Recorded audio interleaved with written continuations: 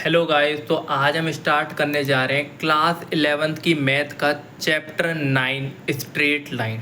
अगर मैं इस चैप्टर की बात करूं तो क्लास 11th की नहीं, ये सबसे ज़्यादा इम्पोर्टेंट चैप्टर माना जाता है। ये सबसे ज़्यादा इम्पोर्टेंट चैप्टर माना जाता है क्योंकि ये आपका बेस है। मतलब आप जितनी भी कोऑर्डिनेट ज्योमेट्री पढ़ोगे अभी इससे आगे, उसमें ये बहुत ज़्यादा इंपॉर्टेंट है। और कॉम्पिटिटिव एग्जाम में तो यूँ समझो इससे भर भर के सवाल आते हैं। अगर मैं कॉम्पिटिटिव एग्जाम की बात करूँ जेई वगैरह की, तो उसमें बहुत सारे सवाल आते हैं इसकी। अच्छा, स्ट्रेट लाइन आज मैं आपको ऐसे पढ़ाऊंगा कि आपके ये सारे क्वेश्चन तो बन जाएंगे। सैम्पल पेपर वगैरह आप कोई भी 11th क्लास का कोई भी अगर एक्स्ट्रा करना चाहते हो वो भी आपके सारे बन जाएंगे। मैं थ्योरी पूरी कंप्लीट करा दूंगा इस वाली वीडियो में और सारे क्वेश्चन आपको बनने स्टार्ट हो जाएंगे। तो बिना कोई देरी करे हम इसको स्टार्ट करते हैं। तो देखो, स्ट्रेट लाइन आप सब जानते हो। अच्छा, स्ट्रेट लाइन में मैं आपको कुछ भी पढ़ाऊँ तो कोऑर्डिनेट ज्योमेट्री आती है, और in the sense coordinate geometry आपको कार्टेशियन प्लेन से रूबरू होना ही पड़ेगा। Cartesian plane is the most important thing. ठीक है, अगर मैं कार्टेशियन प्लेन एक बनाऊं तो ये आपका ये आपका होता है एक्स एक्सिस और ये आपकी होती है वाई एक्सिस। ये आप सब जानते हो, फिर भी बता दूं, ये आपकी होती है ओरिजिन।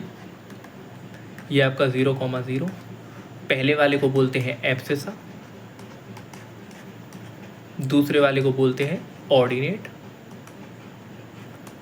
इस पूरे को बोलते हैं कोऑर्डिनेट।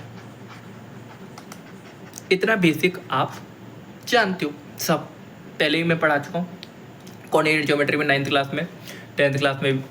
ठीक है, तो ये होता है कोऑर्डिनेट ज्योमेट्री का। थोड़ी बहुत मैं बात करूँ पॉइंट वगैरह, यहाँ पे जैसे कि मैंने मान लिया यहाँ पे आपका -3,2, तो ये ऐसे कोई पॉइंट हो जनरल, मैं उसके लिए आपको शो कर सकता हूँ। बट स्ट्रेट लाइन में एक्स्ट्रा क्या पढ़ेंगे? अच्छा, आप जानते हो कि लाइंस के टाइप्स वगैरह भी पढ़ेंगे, उनकी इक्वेशन वगैरह भी पढ़ेंगे। पर आप देखोगे मैंने आपको मान लो 2 पॉइंट दे दी, एक दे दिया x1, y1 और एक मैंने यहाँ पे दे दिया x2, y2।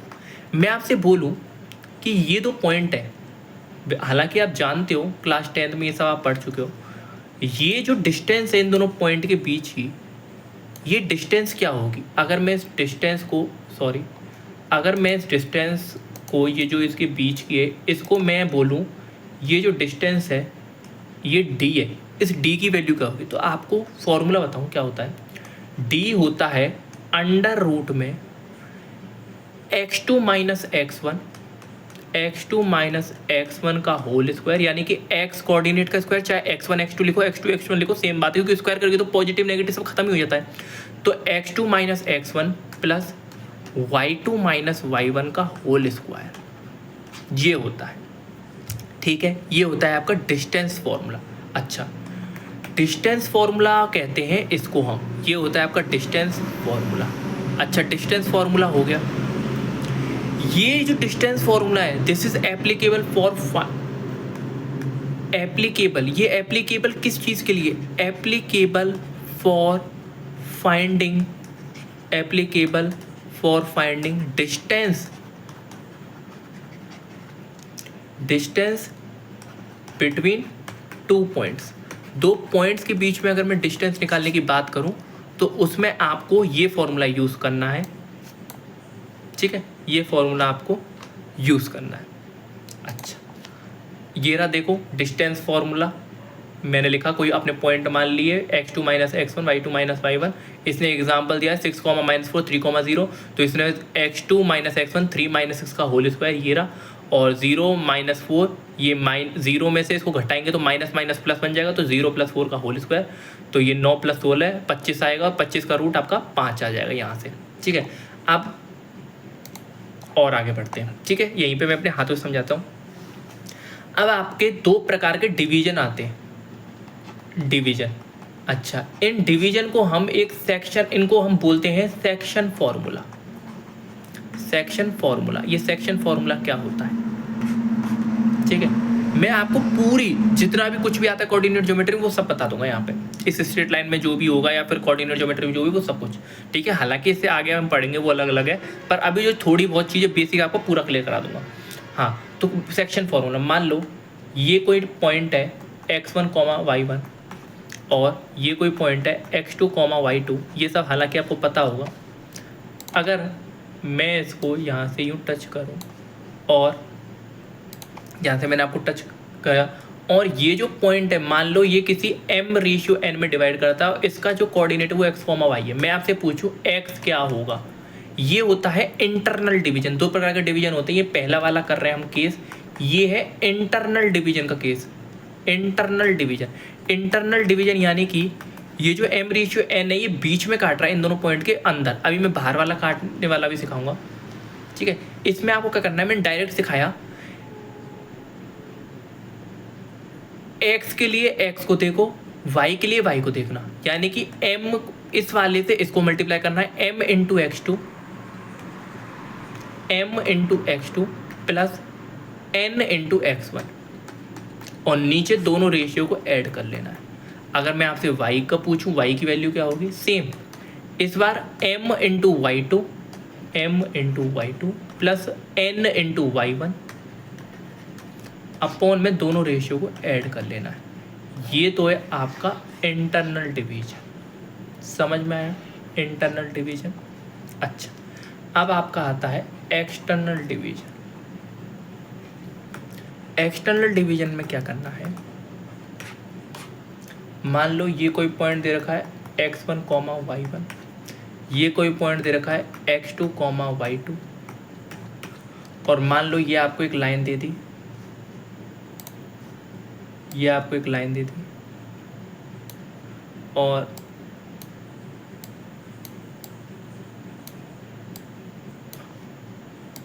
मान लो यहाँ पे कोई पॉइंट है x, y, और ये m/n में डिवाइड है। m/n का मतलब क्या हुआ, ये जो पूरा हिस्सा है ये आपका m, और ये जो हिस्सा है ये आपका n, ये है m/n, ठीक है। अच्छा, ये m/n है। सॉल्व करना स्टार्ट करते हैं। x, y, इसमें क्या करना है, क्या फॉर्मूला करना है, m into x2 n into x1, यही तो करते हैं, और नीचे इसमें क्या करना है, उसमें प्लस करते थे, इसमें माइनस कर देना है, बस फॉर्मूला याद करने को बता रहा हूँ। Same m into y2 n y1 upon m/n, इसमें माइनस कर देना है, सिर्फ प्लस की जगह माइनस कर दो, आपका एक्सटर्नल डिवीजन का फॉर्मूला हो जाएगा कहीं पूछे। अच्छा, ये तो आप एक्स वाई कोऑर्डिनेट निकाल गए। एक नई चीज़, मतलब नई चीज़ क्या बोलूँ, बहुत इंपॉर्टेंट चीज़ बता रहा हूँ आपसे। अगर कभी ये बोले, आपसे अभी तो कोऑर्डिनेट पूछे, मान लो आपसे ये रेशियो पूछे,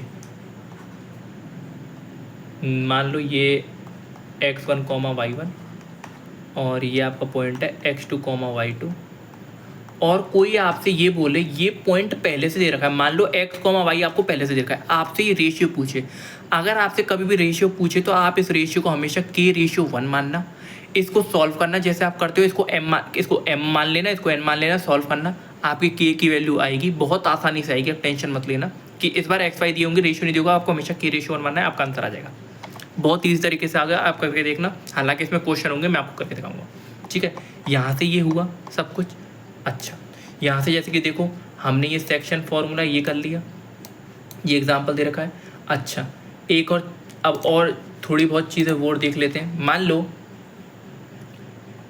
ये कोऑर्डिनेट दे रखा है x1, y1, और ये पॉइंट दे रखा है x2, y2, और मान लो ये जो लाइन है ये टच कर रही है, और इसका एकदम मिड पॉइंट, मान लो इसका ये मिड पॉइंट है ये, तो इसका अगर ये मिड पॉइंट है, मैं इसके कोऑर्डिनेट पूछूं x, y, वो क्या होंगे, मिड पॉइंट, ठीक है। इसको हम मिड पॉइंट फॉर्मूला भी कहते हैं, मिड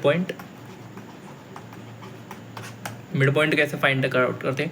अच्छा, ये बताओ, ये रेशियो क्या होता है, यहाँ से ये पूरा हिस्सा ये कितने भागों में टूटा हुआ है, 2, तो यानी कि यहाँ से लेके यहाँ तक 1 रेशियो, और यहाँ से लेके यहाँ तक 1, तो 1 + 1 2, टोटल तो 2 ही हो रहा है, और ये 2 में ही टूटा हुआ है।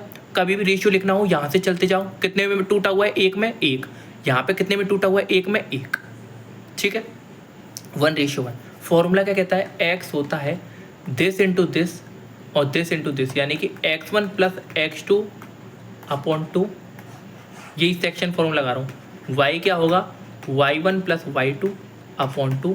डायरेक्ट याद रखने की ये ट्रिक है, कभी भी आपको मिड पॉइंट पूछे, दोनों के x कोऑर्डिनेट को ऐड करो, 2 से डिवाइड कर दो, दोनों के y कोऑर्डिनेट को करो, उसको 2 से डिवाइड कर दो, y आ जाएगा, x आ जाएगा। ये आपका मिड पॉइंट फार्मूला है, ठीक है।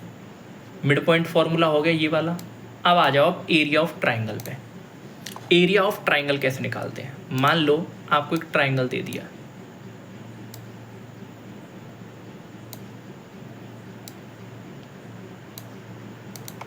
अच्छा देखो ये रैंडम ट्राइंगल है। अगर मैं आपसे राइट एंगल ट्राइंगल की बात करता, राइट एंगल ट्राइंगल दे दिया, राइट एंगल ट्राइंगल इसका एरिया, इसके एरिया की बात करूँ तो एरिया क्या होता है, अरे भाई इसमें डायरेक्ट आप कर देते 1/2 इंटू बेस इंटू हाइट।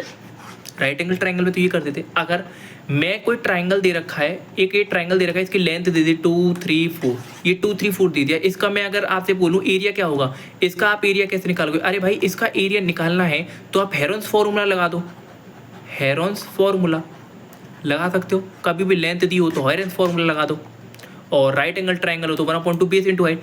अब आपको एक रैंडम ट्राइंगल दे दिया। अच्छा अगर मैं बात करूँ इक्विलेटर ट्राइंगल, ये सब देखो एरिया कैसे निकालते हैं अलग अलग ट्राइंगल के, इनको लिख लो। इक्विलेटर ट्राइंगल, इसका एरिया क्या होता है, डायरेक्ट फार्मूला होता है क्या, √3/4 a²। ए हमारी साइड होती है, ए साइड है, सारी साइड सेम होती है, ए की वैल्यू रख दो √3/4 a², ठीक है। अच्छा अब मान लो इनमें से कोई केस नहीं दे रखा, इनमें से आपको ना साइड दे रखी है, आपको इसमें ये जो ABC ट्राइंगल है इसमें आपके इसके कोऑर्डिनेट दे रखे हैं x1, y1, x2, y2, आपको मान लो ये कोऑर्डिनेट दे रखे हैं। अब मैं आपसे बोलूँ इन कोऑर्डिनेट की हेल्प से आप इसका एरिया लिखो, तो एरिया क्या होगा वो देखो। एरिया क्या होगा, एरिया होगा आपको, मैं थोड़ा सा और नीचे लिखता हूँ, एरिया आपका होगा मॉड तो आप जानते हो कोई भी वैल्यू अंदर है वो पॉजिटिव होकर निकलेगी, एरिया हमेशा पॉजिटिव, तो वो नेगेटिव थोड़ी होता है यार कभी कोई एरिया, तो मॉड लगा लेना, मॉड आप लगा भी सकते हो, नहीं लगा लेना, मतलब हमेशा पॉजिटिव वैल्यू। फॉर्मूला होता है 1/2 x1 y2 minus y3 plus x2 y3 minus y1 plus x3 y1 minus y3। ये आपका एरिया ऑफ ट्राइंगल का फॉर्मूला होता है। फिर से देख लो, आपको क्या करना है, जो x कोऑर्डिनेट है उन्हें तो यहाँ लिखो x1 x2 x3, y coordinate है y2 minus y3 y3 minus y1 y1 minus y, ये कोऑर्डिनेट हो गया, और 1/2 से डिवाइड कर देना, मॉड यानी कि पॉजिटिव लिखना आपको, ये मतलब है आंसर पॉजिटिव आना चाहिए मॉड लगा के हमेशा, ठीक है। यहाँ से एरिया ऑफ ट्राइंगल देखो यही लिख रहा है एरिया ऑफ ट्राइंगल यहाँ पे, ठीक है, ये भी हो गया। इसने एक एग्जांपल दे दिया, मान लो ये 3-4 कोऑर्डिनेट दे रखा है, देखो 1/2 x1 x2 x3, देखो 4 और -3, और ये आपके कोऑर्डिनेट लेके -54/2 माइनस का आया, देखो इसने मॉड लगाया और पॉजिटिव बन 2 से 54 को काटा 27 माइनस का, पर मॉड लगाया तो पॉजिटिव का, यहाँ से पॉजिटिव वैल्यू देनी है आपको हमेशा, ठीक है। यहाँ से आपके ये मैंने 5 चीज़ें बता दी, आपकी 6 बता दी क्योंकि हमने मिड पॉइंट भी पढ़ा है, ठीक है। अब नेक्स्ट चलते हैं, नेक्स्ट आपका आता है स्लोप, इसको भी मैं हाथों से बताता हूँ। ये x ये y, देखो अगर मैं कभी भी आपसे एंगल नापने की बात करूँ, हालांकि अब 10th क्लास में ट्रिग्नोमेट्री में मैं आपको बता चुका हूँ, एंगल हमेशा x एक्सिस से एंटी क्लॉकवाइज डायरेक्शन में नापा जाता है, ये याद रखना। ये जो x एक्सिस है इससे नापा जाता है, एंगल जो होता है हमेशा x एक्सिस से नापा जाता है, वो भी एंटी क्लॉकवाइज डायरेक्शन में। फिर से सुन लो, एंटी क्लॉकवाइज सेंस में, एंटी क्लॉकवाइज सेंस में डायरेक्शन में आपको x एक्सिस से नापना है। इस डायरेक्शन में नापोगे तो आपका जो एंगल होगा यानी कि आपका जो थीटा होगा वो पॉजिटिव आएगा, अगर आप क्लॉकवाइज नापते हो तो आपको जो थीटा होगा वो आपका नेगेटिव आएगा, ये बात याद रखना, ठीक है। और आगे बढ़ो। अच्छा इस केस में आपका जो एंगल होगा, मान लो मैंने फिर से ये आपकी ये x एक्सिस है, ठीक है, मान लो ये x एक्सिस, और चलो इसको भी y एक्सिस को भी बना ही लेते हैं। अच्छा मान लो, अरे यार, ठीक है, मैंने यहाँ से एक ये लाइन खींची, ठीक है, और मैंने ये angle you anti clockwise sense में यहाँ से नापा, और ये थीटा, ये थीटा, ठीक है, ये थीटा। तो यहाँ पे जो एंगल होता है ना, ये टेन थीटा होता है, टेन थीटा। ये होता है आपका टेन थीटा स्लोप, इसको बोलते हैं हम स्लोप। स्लोप बोल लो या फिर स्लोप बोल लो, और इसको ही हम बोलते हैं ग्रेडियंट। ग्रेडियंट बोल लो या स्लोप बोल लो, एक ही बात है। ये जो एंगल होता है जो हम यहाँ से एक्स एक्सिस से नापते हैं, ये हमारा थीटा, ये टेन थीटा होता है, और ये होता है स्लोप या ग्रेडियंट। अगर ये कोऑर्डिनेट दिया है, ये कोऑर्डिनेट दिया है एक्स कॉमा वाई, तो ये हमारा टेन थीटा, इसको हम स्लोप बोलते हैं। ये जो एंगल होता है इसको हम स्लोप बोलते हैं, ग्रेडियंट बोलते हैं। अच्छा, मान लो मैंने यहाँ पे एक्स कोमा वाई है, मानो ये एक्स एक्सिस वाई एक्सिस मैं वापस से बना लेता हूँ छोटी सी, ये आपकी एक्स, ये वाई, सीधी नहीं बन रही, कोई दिक्कत नहीं है। मान लो यहाँ पे कोई x1 कॉमा y1 है, और एक मैंने ये लाइन खींच दी, और यहाँ पे x2 कॉमा y2। अच्छा, x एक्सिस यानी कि ये इसके, ये x एक्सिस है, यानी कि इसको अगर मैं लाइन को यहाँ खींच दूँ इसके हिसाब से, अगर मैं इसको यूँ अरे यार, अगर मैं इस x एक्सिस को यहाँ, एंगल मुझे नापना है तो मैं यहीं से, अगर मुझे एंगल नापना है, अरे क्या हो रहा है ये, अरे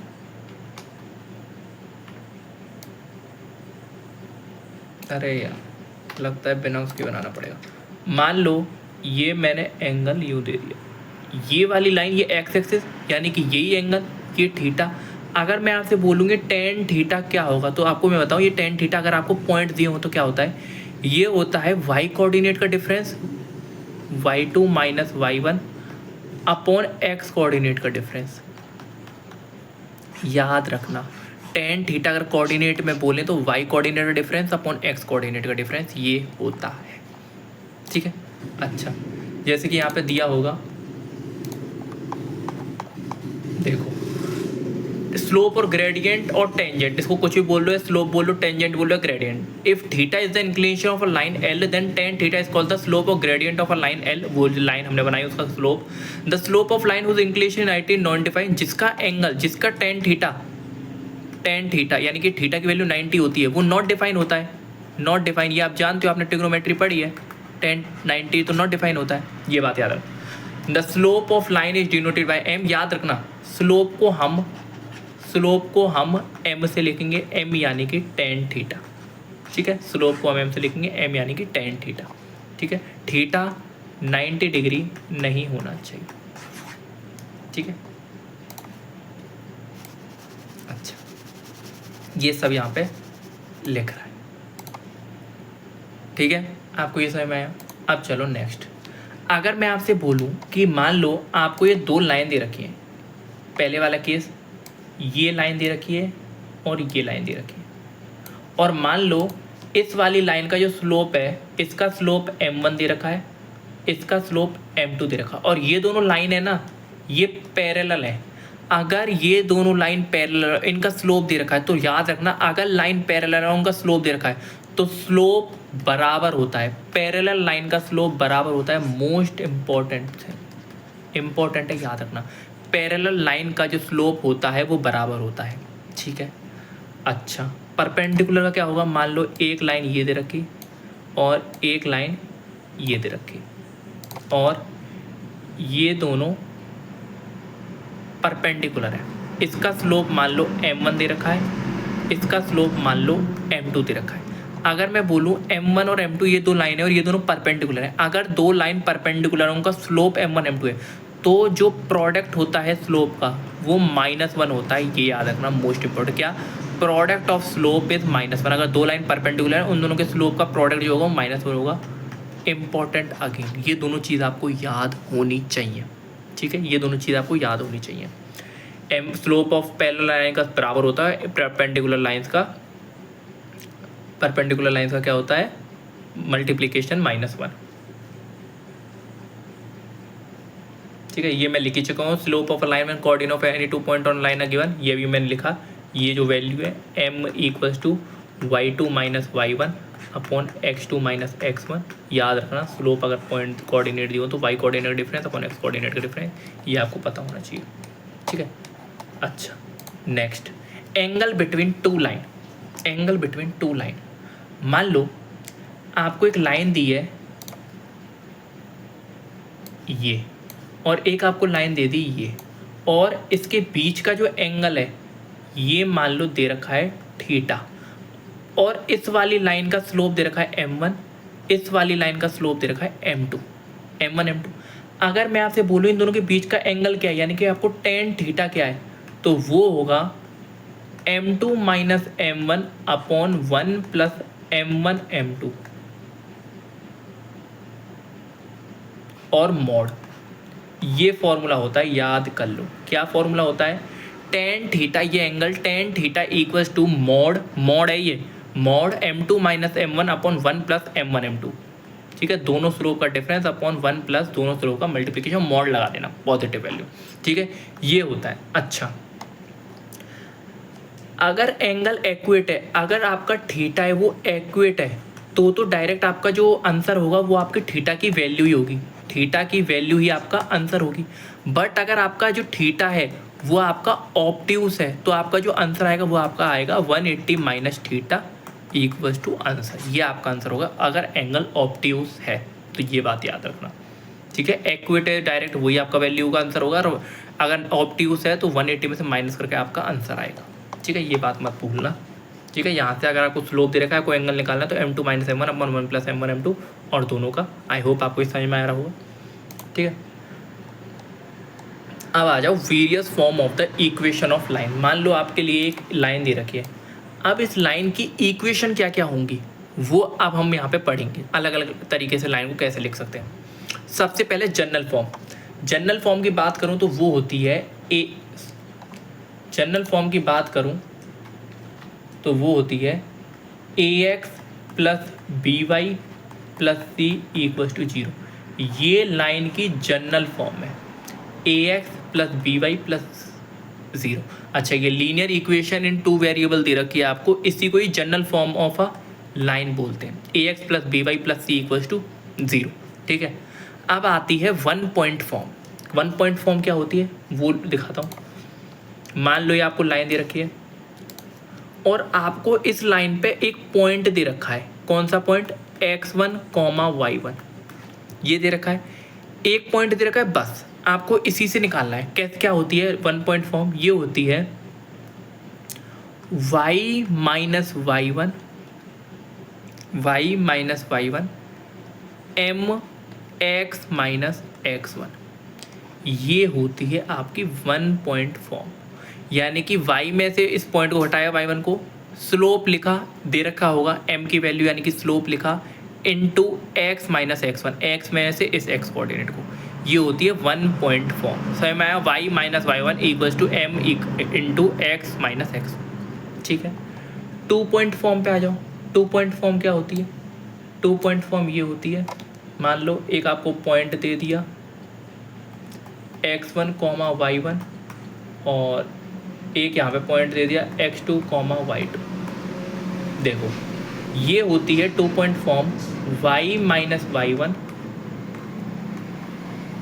y2 minus y1 upon x2 minus x1 x minus x1, ये होती है टू पॉइंट फॉर्म। आप बोलोगे ये भी तो सेम ही लिखी है, देख y माइनस y1 m, ये m ही तो होता है। देखो स्लोप m कैसे लिखते हैं, ऐसे तो लिखते हैं m x इंटू x1, बस आपको अब ये पॉइंट दे दिया, अब मैंने पॉइंट की फॉर्म में लिख लिया। ये होती है आपकी two point form, m y minus y1 m x minus x1, ये m में लिखा हुआ है। ठीक है, स्लोप इंटरसेप्ट फॉर्म क्या होती है, मान लो ये आपको एक लाइन दे दी, ये आपको एक लाइन दे रखी है, ठीक है, ये आपको एक लाइन दे दी और इस लाइन का स्लोप दे रखा है m, और अगर मैं इक्वेशन की बात करूँ वो होती है y equals to M x plus c. अच्छा, m क्या है इस लाइन का स्लोप, c क्या है, ये जो y एक्सिस पे इंटरसेप्ट है ना, ये होता है सी है हमारा वाई इंटरसेप्ट। वाई इंटरसेप्ट, ये इंटरसेप्ट होता है। इंटरसेप्ट क्या होता है? ये जो लाइन ऐसे काटती है ना, ये वाला जो हिस्सा होता है ऐसे लाइन काटती है, ये वाई इंटरसेप्ट। अगर मैं इस लाइन को बढ़ा देता तो ये वाला हिस्सा एक्स इंटरसेप्ट, ये वाई इंटरसेप्ट होता है। Y equals to M x plus c, ये आपकी स्लोप इंटरसेप्ट फॉर्म। देखो स्लोप ये रहा एम, इंटरसेप्ट ये रहा वाई। अच्छा ये तो हो गई। अच्छा एक और है, ये तो वाई की फॉर्म में। अगर मैं बोलूँ आपको वाई इंटरसेप्ट नहीं दे रखा, आपको एक्स इंटरसेप्ट दे रखा है, वो होता है Y equals to M X minus D. Y equals to M X minus D, ये डी है एक्स इंटरसेप्ट। अगर मान लो कभी आपको वाई इंटरसेप्ट नहीं दिया, आपको एक्स इंटरसेप्ट दिया, मान लो ये यहाँ पे कट कर रही है, ये सीधी लाइन है, ये मत भूलना, ये आपका डी है, ये एक्स इंटरसेप्ट है। इंटरसेप्ट ये होता है, तो Y equals to M X minus D. ठीक है, ये आपका एक्स इंटरसेप्ट की फॉर्म में और ये आपका वाई इंटरसेप्ट की फॉर्म में, y equals to M x plus c. अच्छा अब आ जाओ इंटरसेप्ट फॉर्म। इंटरसेप्ट फॉर्म क्या होती है? मान लो एक्स और वाई दोनों का एक संग दे रखा है इंटरसेप्ट, ये आपकी लाइन। तो देखो मान लो ये आपको दे रखा है ए, ये आपको दे रखा है बी, तो ये वाला पॉइंट क्या होगा? ए कॉमा ज़ीरो, और ये वाला पॉइंट क्या होगा? 0 कॉमा बी। अगर मैं लाइन की बात करूँ, इस वाली लाइन की, ये जो एल है, ये जो लाइन है ग्रीन कलर, इसकी इक्वेशन होगी X upon A plus Y upon B equals to 1। ये आपकी इंटरसेप्ट फॉर्म होती है। ठीक है, नॉर्मल फॉर्म क्या होती है? नॉर्मल फॉर्म भी बता देता हूँ। मान लो ये एक्स एक्सिस वाई एक्सिस है, और मैंने यहाँ पे एक लाइन ले ली ये, और यहाँ पे एक परपेंडिकुलर मैं यहाँ से खींच दूँ। मान लो ये मैंने परपेंडिकुलर यहाँ से खींचा। ठीक है, ये आपको 90 डिग्री दे रखी होगी। ये जो डिस्टेंस होगा, ये डिस्टेंस यहाँ से लेके यहाँ तक आपको पी दिया होगा। ये जो एंगल होगा ये आपको थीटा दिया होगा। अगर मैं इस लाइन की इक्वेशन की बात करूँ, वो होगी X cos theta plus Y sine theta equals to P. ये आपकी नॉर्मल फॉर्म है लाइन की। इस लाइन की फॉर्म में ये डिस्टेंस दे रखा होगा, ये 90 डिग्री होना चाहिए। ये डिस्टेंस जो ये लाइन का इसको टच करिए 90 डिग्री, और ये एंगल होना चाहिए। इस लाइन की इक्वेशन होगी X cos theta plus Y sine theta equals to P. ये नॉर्मल फॉर्म होती है, ज़्यादा इस पर वो मत करो डिस्कशन, ये आपको डायरेक्ट याद रखनी है। ठीक है, अब आ जाओ हॉरिजॉन्टल और वर्टिकल लाइन की इक्वेशन की बात करें। टेंशन मतलब सब कुछ बताऊँगा। X axis again X axis Y axis, यही खेला चलेगा। मान लो हॉरिजॉन्टल और वर्टिकल लाइन, अगर मैं आपसे बोलूँ ये एक्स एक्सिस है ना, अरे यार ये आपकी एक्स एक्सिस है, एक्स एक्सिस की इक्वेशन क्या होती है ये बताओ, और ये वाई एक्सिस है। एक्स एक्सिस की इक्वेशन होती है वाई इक्वल्स टू 0, और वाई एक्सिस की इक्वेशन होती है एक्स इक्वल्स टू 0। ये हॉरिजॉन्टल लाइन है, इसकी इक्वेशन ये वर्टिकल लाइन है, इसकी इक्वेशन ये। कभी भी एक्स एक्सिस की इक्वेशन पूछे तो वाई इक्वल्स टू 0 होती है, और वाई एक्सिस की पूछे तो एक्स इक्वल्स टू 0। मान लो हाँ मैंने x इक्वल्स टू 2 लिख दिया, मात्र x इक्वल्स टू 2, और मैं बोलूँ x इक्वल्स टू 2 है, इसकी ये एक लाइन है, ये लाइन की इक्वेशन आपको पता हो तो x इक्वल्स टू 2 है, आपको इसको इस लाइन को शो करना है। तो देखो 2 कहाँ आएगा? 2 कहीं यहाँ पे आएगा, मान लो 2 यहाँ पे, और y कोऑर्डिनेट 0 है, मतलब यही वाली। तो आप इसी पे एक लाइन खींच दो x इक्वल्स टू 2, यानी कि आपकी ये लाइन हो जाएगी। ये सॉरी, इसको लाइन को सीधा करते हैं।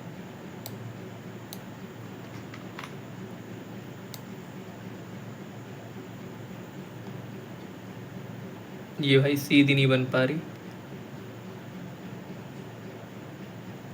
अरे यार। ठीक है, इसको मान लो यार।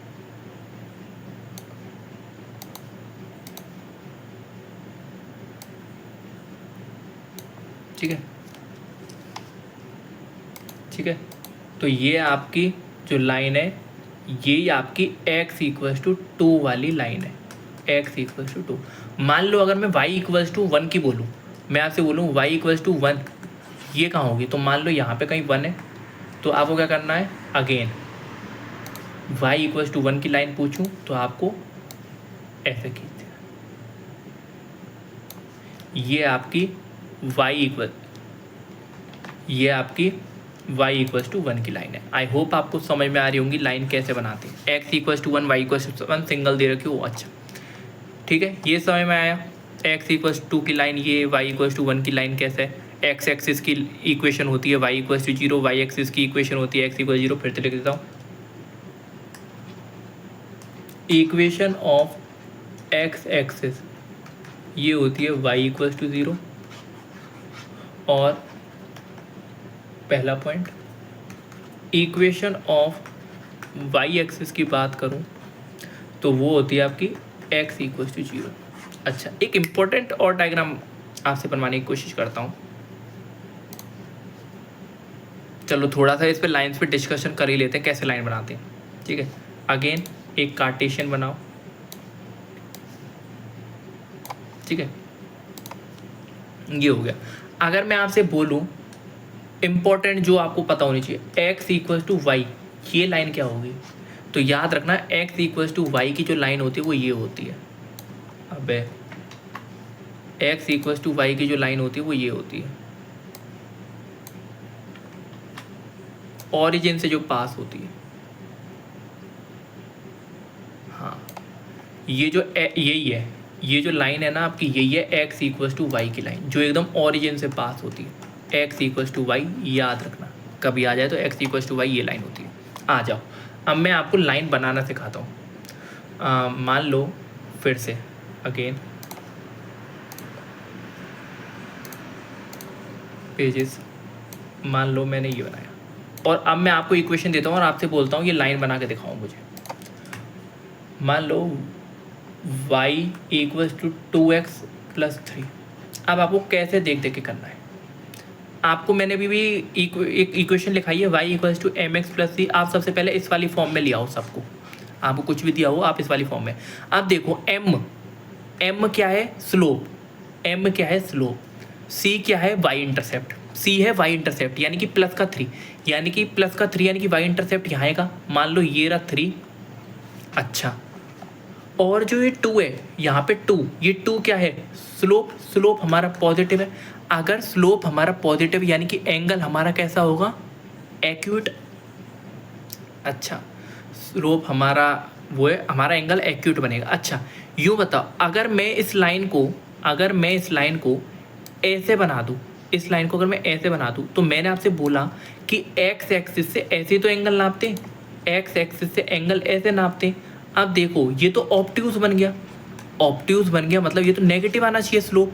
मैंने आपको बोला ना, ऑब्ट्यूज नहीं दिख रहा 90 से ज़्यादा, यानी कि ऑब्ट्यूज, यानी कि लाइन ऐसे तो नहीं बन रही होगी, जबकि स्लोप पॉजिटिव आ रहा है, तो हमारी लाइन कुछ ऐसे बन रही होगी यहाँ से। आप देखो ये जो एंगल है x एक्सिस से बनाओ, पॉजिटिव एक्सिस से ये बनाया, ये हमारा थीटा, टेन थीटा हमारा आ रहा है 2, स्लोप यही तो होता है, और ये हमारा आ रहा है पॉजिटिव, और देखो यहाँ से ये पॉजिटिव, और ये इंटरसेप्ट, ये आपकी y equals to 2x plus 3 की ये आपकी लाइन हो गई।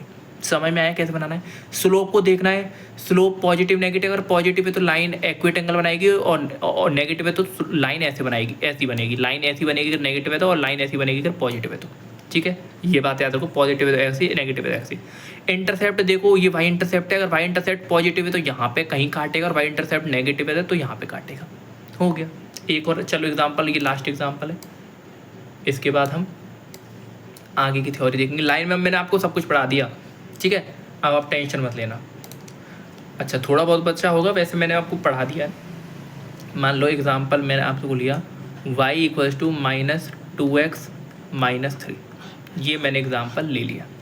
ठीक है, अच्छा सबसे पहले देखो -3 y इंटरसेप्ट -3 यानी कि y इंटरसेप्ट नेगेटिव है, यानी कि y इंटरसेप्ट यहाँ पे पॉजिटिव, यहाँ पे नेगेटिव, यहाँ पे यानी कि -3 होगा कहीं पे।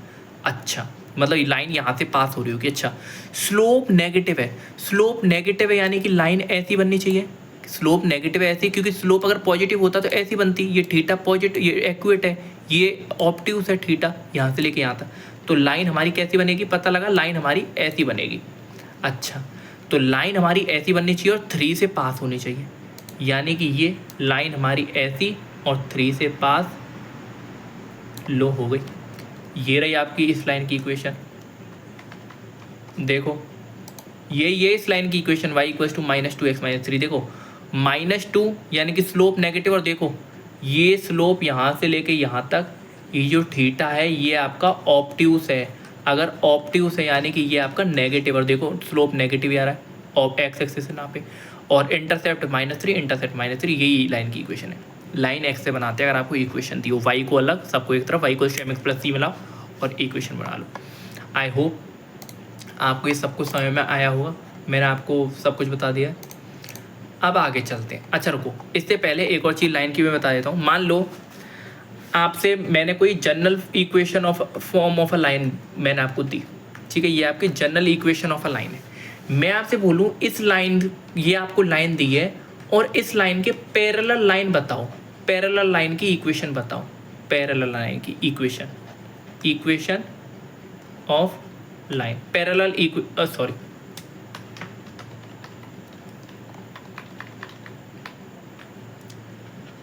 इक्वेशन, अरे यार मैं आपसे बोलूं पैरेलल लाइन बताओ, उसकी इक्वेशन बताओ पैरेलल लाइन, और यहाँ पे मैं आपसे बोलूं परपेंडिकुलर लाइन, इसको देखकर ही, इसको देखकर परपेंडिकुलर लाइन और पैरेलल लाइन, पैरेलल लाइन और परपेंडिकुलर लाइन की इक्वेशन बताओ। तो आपको क्या करना है, पैरेलल लाइन के केस में क्या करना,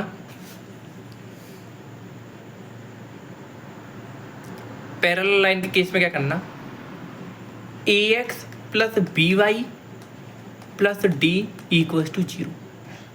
अगर मैं इस लाइन के पैरेलल लाइन पूछूं तो ये उसी की इक्वेशन, क्या किया, सिर्फ ये जो कांस्टेंट पार्ट है ना इसको बदल देना और सब कुछ सेम रहने देना, आपको पैरेलल लाइन की इक्वेशन मिल जाएगी। क्या करना है, पूरी लाइन को सेम, इस लाइन के पैरेलल में पूछूं लाइन तो उसके पैरेलल में क्या करना है, ये कांस्टेंट पार्ट चेंज कर देना है बस। अगर मैं इस लाइन के परपेंडिकुलर लाइन की इक्वेशन पूछूं तो क्या करना है,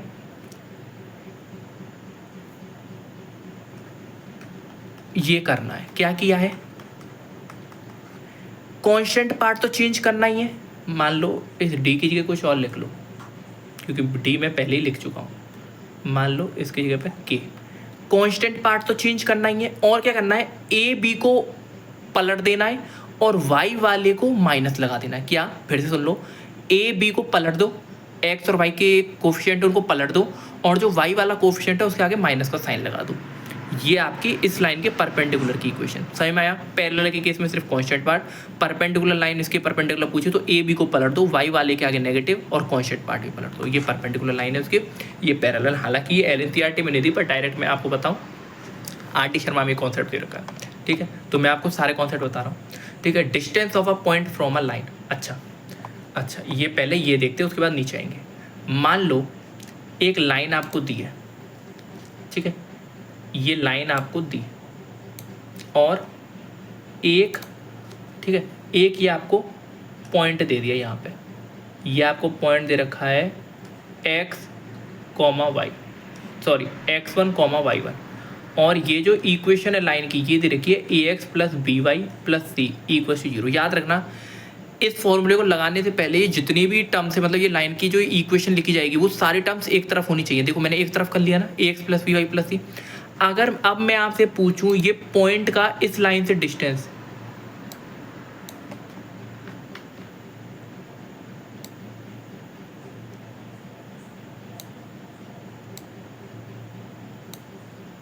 ठीक है, मैं आपसे पूछूं ये जो पॉइंट दे रखा है इस लाइन से ये परपेंडिकुलर डिस्टेंस बताओ। मान लो ये वाला डिस्टेंस है, ये d है। अगर मैं आपसे बोलूं इस लाइन से ये जो डिस्टेंस है इसको बताओ। अच्छा, डिस्टेंस कब कैसे निकालना है, एक आपको पॉइंट दे रखा है, इस पॉइंट का इस लाइन से डिस्टेंस। क्या, अगर आपको कभी भी पॉइंट से लाइन का डिस्टेंस पूछे तो उसका फॉर्मूला क्या होता है वो मैं बता दूं। उसका फॉर्मूला होता है d की जो वैल्यू होगी वो होगी mod ax1 plus B y one plus c upon under root में a square plus b square. समझ में आया क्या किया, क्या करना है आपको, ये जो लाइन की इक्वेशन दी रखी है ना इसमें आप इन दोनों पॉइंट को पटक दो, यानी कि x की जगह पे x1, y की जगह पे y1, ये देखो रख दिया, और ये जो x और y के जो कोफिशिएंट है ना ए बी, इनका अंडर रूट में स्क्वायर ले दो और पूरे पे मॉड लगा दो।